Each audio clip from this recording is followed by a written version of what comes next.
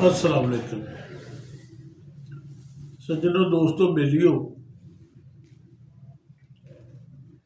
सुहेल अहमद साहब असासा ने पाकिस्तान का, फनकार ने पाकिस्तान का, और उन्होंने रेपूटेशन भी बहुत अच्छी है। वो फनकार ही अच्छे नहीं, इंसान भी बहुत अच्छे नहीं। मैं तुहानूं उन्हां दा ना एक वाकया दसना चाहना। फिल्म ट्रेड के बंदे ने मेरे नाल वो वाकया शेयर किया सी। उन्होंने कहा कि एक मरहूम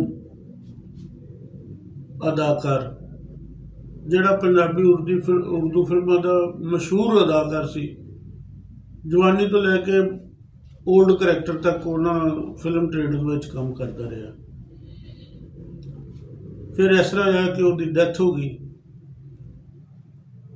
फनकार लोगों के अक्सरीयत दे विच, सारियां च नहीं, अक्सरीयत दे विच इह हुंदा है कि वो जिन्नी देर तक पर्दा स्क्रीन ते रहते हैं उन्हों का अरूद हुंदा है, उन्नी देर तक वो बहुत मौज मस्तियां करते हैं, आम जिंदगी भी शहाना तरीके नाल गुजारते हैं। वो सेविंग नहीं कुछ करते।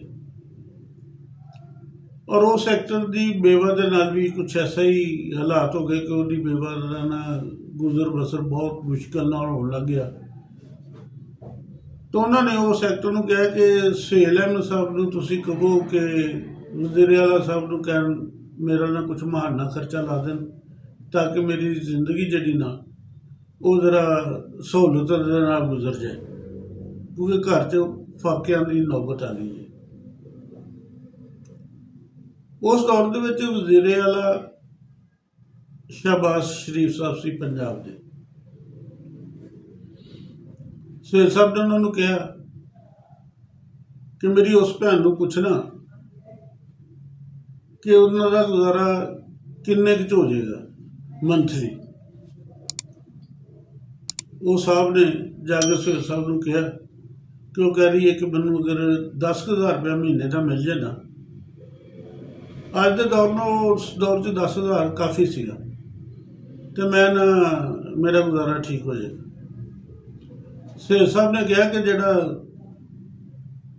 हुकूमती काम हुंदा ना उहदे विच ऐ करो, वो करो, उधर जाओ, इधर जाओ, फॉर्मेलिटी पूरी करो, तो इस तरह हो जाता है।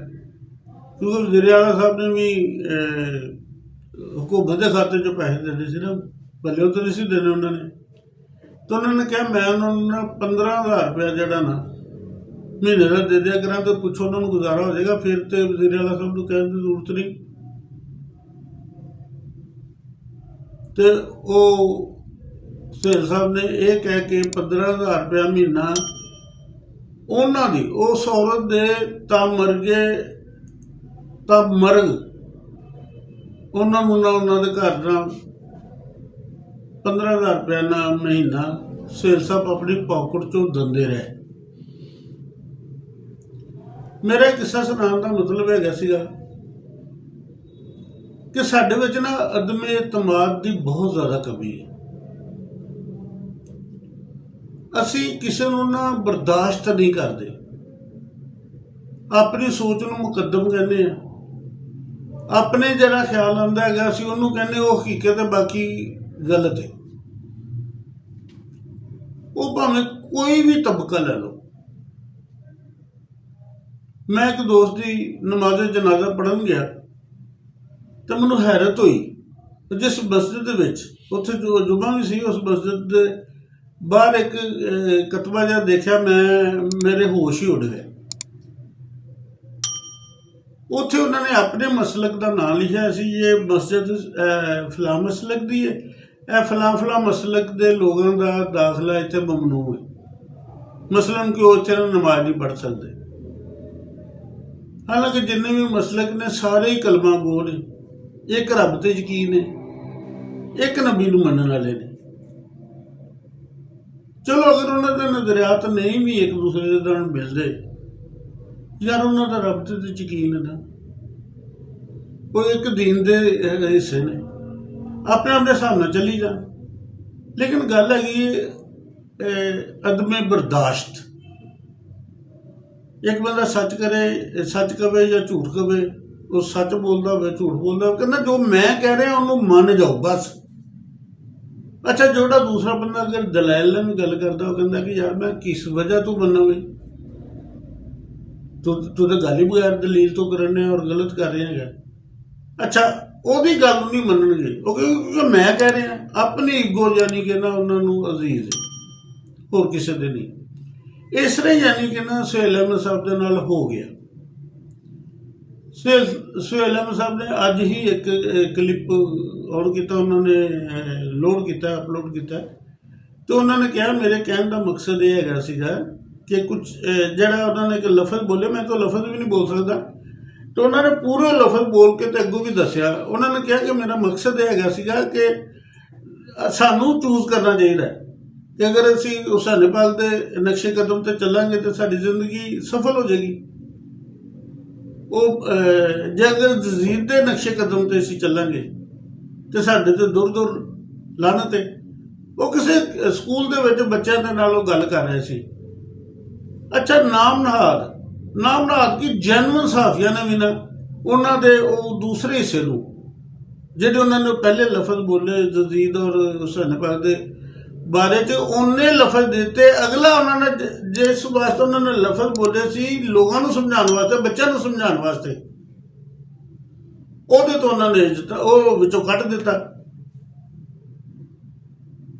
ਠੀਕ ਹੈ, ਮੈਂ ਨਾ ਐਂਕਰਾਂ ਨੂੰ ਕਹਿੰਦਾ, ਮੈਂ ਨਾਂ ਨਹੀਂ ਲੈਂਦਾ, ਬੜੇ ਮਸ਼ਹੂਰ ਮਰੂਫ ਨੇ ਜਿਨ੍ਹਾਂ ਦੀ ਮੇਰੇ ਦਿਲ ਦੇ ਵਿੱਚ ਬੜੀ ਇੱਜ਼ਤ ਔਰ ਮੈਂ ਉਹਨਾਂ ਦੀ ਜ਼ਹਾਨਤ ਨੂੰ ਬੜਾ ਮੰਨਦਾ ਵੀ ਸੀਗਾ, ਮੇਰੀ ਨਜ਼ਰਾਂ ਤੋਂ ਡਿੱਗ ਪਏ।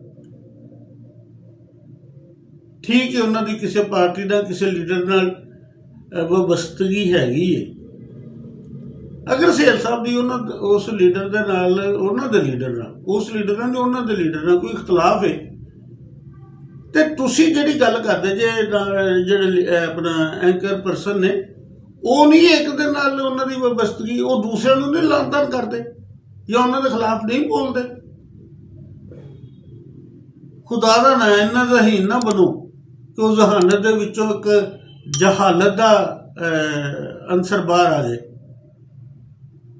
ਇਸ ਕਿਸਮ ਦੀ ਕੀ ਜਹਾਨਤ ਨੂੰ ਕਰਨਾ ਹੈਗਾ, ਕੀ ਅਲਫਾਜ਼ ਨੂੰ ਕਰਨਾ, ਕੀ ਰਵੱਈਏ ਨੂੰ ਕਰਨਾ, ਜਿਹਦੇ ਵਿੱਚ ਸਾਫ਼ ਪਤਾ ਲੱਗੇ ਕਿ ਮੈਂ ਇੱਕ ਬੰਦੇ ਦਾ ਹੈਗਾ, ਇੱਕ ਘਰ, ਇੱਕ ਕਿੱਲੇ ਦਾ ਮੈਂ ਜਾਨਵਰ ਹੈਗਾ, ਕਿੱਲੇ 'ਚ ਬੰਨੇ ਨੇ, ਵੀ ਜਿਹੜੇ ਦੂਸਰੇ ਕਿੱਲਿਆਂ ਦੇ ਹੈਗੇ ਨੇ ਉਹ ਵੀ ਜਾਨਵਰ ਨੇ, ਉਹ ਵੀ ਦੁੱਧ ਦਿੰਦੇ ਹੋਣਗੇ।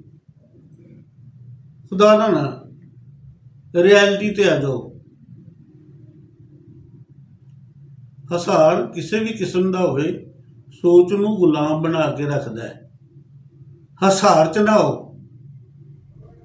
ਉਹ ਮਜ਼ਹਬ ਦਾ ਹਸਾਰ ਹੋਵੇ, ਉਹ ਫਿਰਕੇ ਦਾ ਹਸਾਰ ਹੋਵੇ, ਉਹ ਕਿਸੇ ਪਾਰਟੀ ਦਾ, ਕਿਸੇ ਲੀਡਰ ਦਾ ਹਸਾਰ ਹੋਵੇ, ਜਿੰਨੀ ਦੇਰ ਤੱਕ ਅਸੀਂ ਬੁਨਿਆਦੀ ਸੋਚ ਨੂੰ ਅਸੀਂ ਠੀਕ ਨਹੀਂ ਕਰ ਲੈਂਦੇ, ਉਨੀ ਦੇਰ ਤੱਕ ਇਹੋ ਜਿਹੀ ਬੇਰਾਰਵੀ ਦੇ ਕਿਸੇ ਕਹਾਣੀਆਂ ਆਉਂਦੇ ਰਹਿਣਗੇ।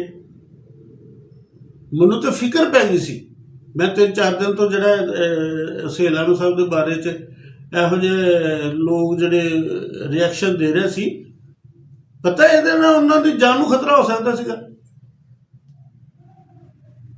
ਉਹਨਾਂ ਦੀ ਜਾਨ ਨੂੰ ਨੁਕਸਾਨ ਹੋ ਸਕਦਾ ਸੀਗਾ। ਖੁਦਾਰਾ ਇਸ ਤਰ੍ਹਾਂ ਨਾ ਕਰੋ, ਰਿਐਲਿਟੀ ਤੇ ਆ ਜਾਓ, ਹਕੀਕਤ ਤੇ ਆ ਜਾਏ। ਆਪਣੀ ਬਰਦਾਸ਼ਤ ਨੂੰ ਜ਼ਰਾ ਕੰਟਰੋਲ ਕਰਨ ਦੀ ਕੋਸ਼ਿਸ਼ ਕਰੋ। ਅੱਲਾਹ ਪਾਕ ਸਾਡੇ ਸਾਰਿਆਂ ਦਾ ਹਮਨਾਸਰ ਹੋ। ਅੱਲਾਹ ਹਾਫਿਜ਼।